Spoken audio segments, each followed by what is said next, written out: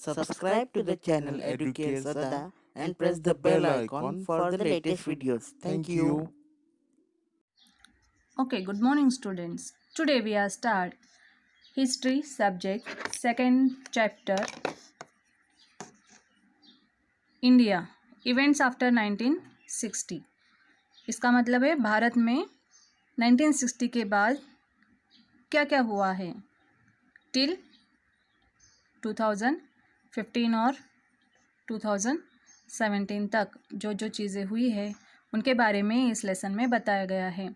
तो हिस्ट्री किस तरीके से आफ्टर 1960s में सडनली चेंजेस हुआ है और उसके लिए कौन कौन जिम्मेदार है उनके बारे में बताया है। तो देखते हैं introduction part. So guys come to your text books. First paragraph. India became independent in 1947 CE.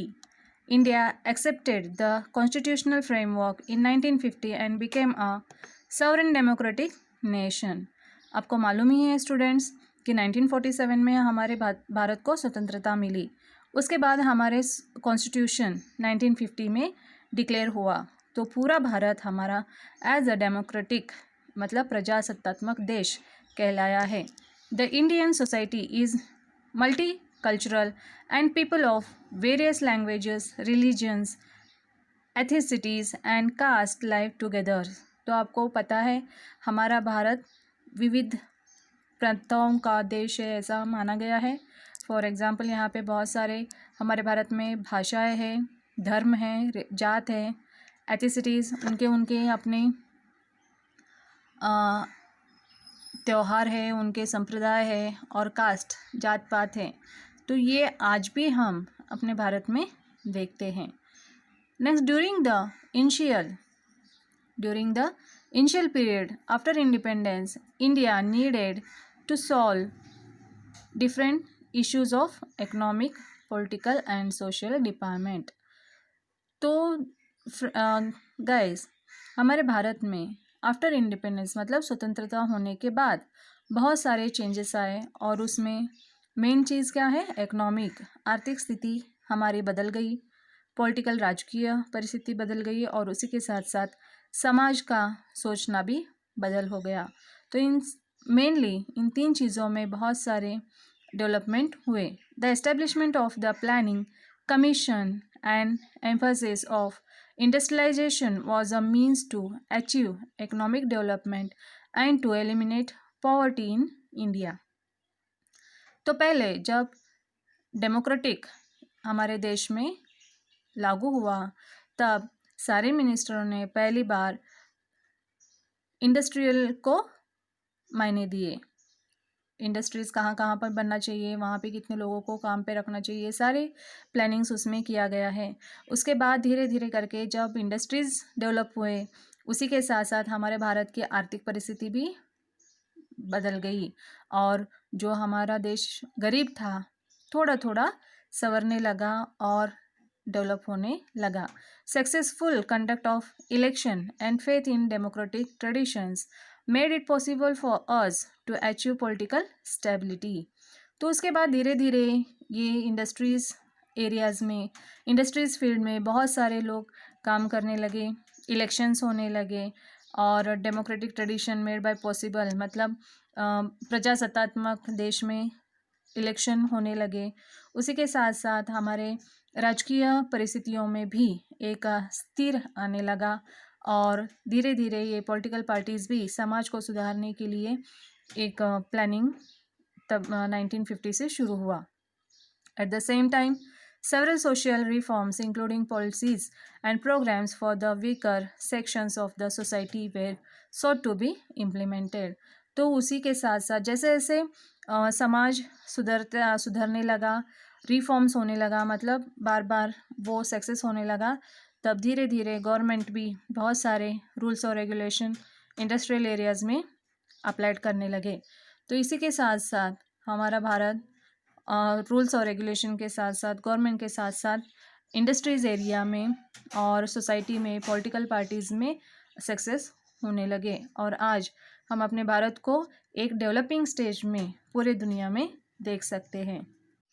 So next point we are continued the 1960s 1916 के बाद पहले कौन यहाँ पे मिनिस्टर हुए और उन्होंने कैसे भारत के डेवलपमेंट के लिए काम किया, देखते हैं। 1960s. In the decade of the 1960s, several events occurred which had a huge impact on the political situation in India. तो जब भारत स्वतंत्रता हुआ उसके बाद जब 50 से 60 10 साल में बहुत सारे प्रॉब्लम्स क्रिएट हुए और बहुत सारे पॉलिटिकल सिचुएशंस में बदलाव आया।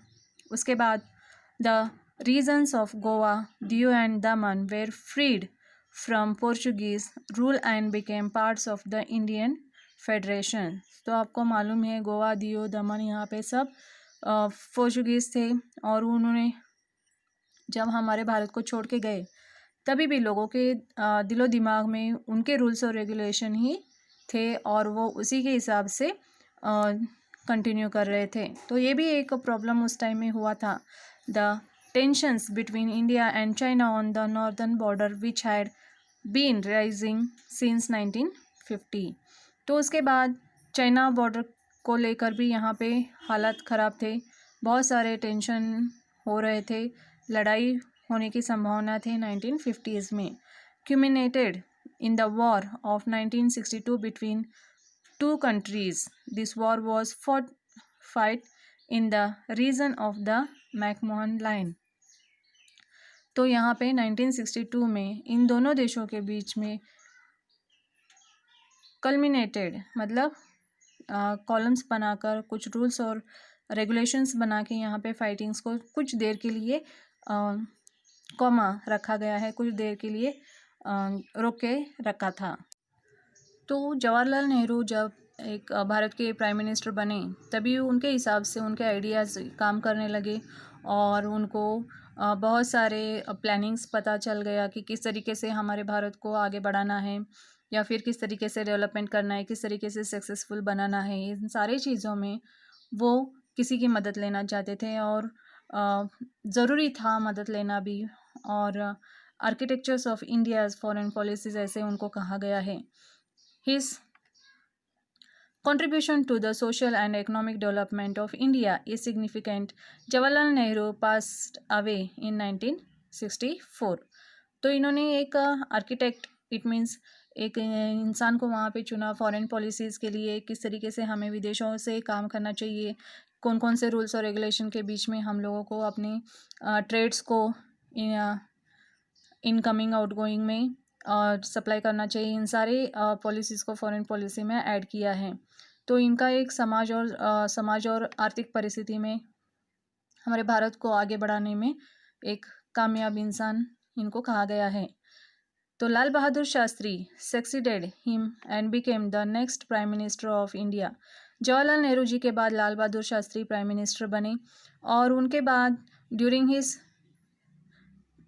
टेन्योर मीन्स इनके बाद जो इनका सोच है, इनके विचार है, India and Pakistan went to war over the Kashmir issues in 1965। जब लाल बहादुर शास्त्री प्राइम मिनिस्टर बने तभी इंडिया और पाकिस्तान के बीच में बहुत सारे प्रॉब्लम्स थे। कश्मीर का आज भी किस्सा हम रोज़ देखते हैं कि कैसे लड़ाई होती है, कश्मीर चाहिए उनको। तो तब से लेके जब से इंडिपेंडेंस हुआ तब से आज तक कश्मीर में बहुत सारे प्रॉब्लम्स हो रहे हैं, उनको सॉल्व भी कर रहे हैं। तो मुद्दा ये है कि लाल बहादुर शास्त्री को इस प्रॉब्लम का सॉल्यूशन ढूंढना था। The Soviet Union tried to mediate between the two countries. Lal Bahadur Shastri gave the slogan Jai Jawan, Jai Kisan, with which be highlighted the importance of Indian soldiers and Indian farmers. Lal Bahadur Shastri breathed his last at Tashkent in 1966. तो लाल बहादुर शास्त्री ने बहुत कोशिश की कि कश्मीर और भारत के बीच में या कश्मीर और भारत के बीच में पाकिस्तान ना आए, वो अलग हो जाए या फिर लोगों को आने जाने में सहूलियत दी जाए। सब कुछ इन्होंने किया लेकिन फिर भी आज तक हमें इंडिया और कश्मीर को लेकर पाकिस्तान से झगड़ते हुए देख सकते हैं। पाकिस्तान भी हमारे ऊपर बहुत सारे प्रॉब्लम्स आज भी क्रिएट करते हैं कि उनको कश्मीर चाहिए। आतंकवादियों के हिसाब से तो आज भी ये प्रॉब्लम वैसे का वैसे ही है, फिर भी गवर्नमेंट कोशिश करता है कि ये प्रॉब्लम जो है जल्द से जल्द सॉल्व हो जाए। तो जवाहरलाल लाल बहादुर शास्त्री, इन्होंने एक स्लोगन, मतलब एक उनका एक थीम आया, जय जवान जय किसान। और ये जय जवान जय किसान जो है वो किसानों के ऊपर और जो सोल्जर्स है उनके ऊपर ये स्लोगन बनाया है कि वो लोग हमारे देश के लिए कितनी लड़ाई कर रहे हैं, किस तरीके से काम कर रहे हैं, उसकी एक इम्पोर्टेंस इन्होंने इस स्लोगन में बताया है। सो नेक्स्ट गाइज आती है इंदिरा गांधी जी। तो इंदिरा गांधी जी ने भी भारत के संविधान को अपना समझकर काम किया, भारत के उन्नति के लिए, डेवलपमेंट के लिए काम किया है। पहले जवाहरलाल नेहरू जी ने किया, उसके बाद लाल बहादुर शास्त्री जी ने किया, उसके बाद इंदिरा गांधी आए। Indira Gandhi became the prime minister of India in 1966। तो 1966 में पहली लेडी जो है भारत की मिनिस्टर बनी। During her tenure Pakistan's oppressive policies in East Pakistan resulted in a big movement there. तो यहाँ पे ईस्ट माने पूर्व पाकिस्तान को रिजल्टेड मतलब छोड़ दो करके यहाँ पे जो मूवमेंट आंदोलन हो रहा था उसको इन्होंने संभाला। This movement Mujibur Rahman and his organisation Mukti Bahini, this crisis in East Pakistan affected India as well because millions of refugees came to India।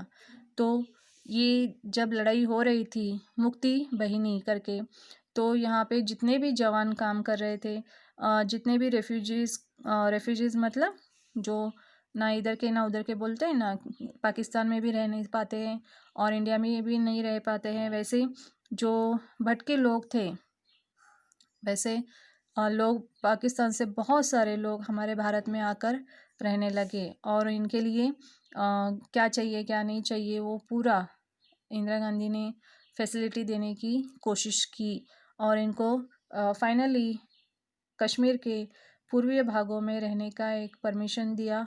तब से लेके आज तक जो ये भटके लोग हैं वो आज भी इंडिया में पूर्वीय भारत में रहते हैं और तब से लेके आज तक इनके जो देख रेख, उनको क्या चाहिए, नीड्स है, फैसिलिटीज़ है, जो ट्रांसफॉर्मेशन है, ट्रांसपोर्टेशन है, सारी चीज़ें गवर्नमेंट इन लोगों को सहूलियत करके देते हैं।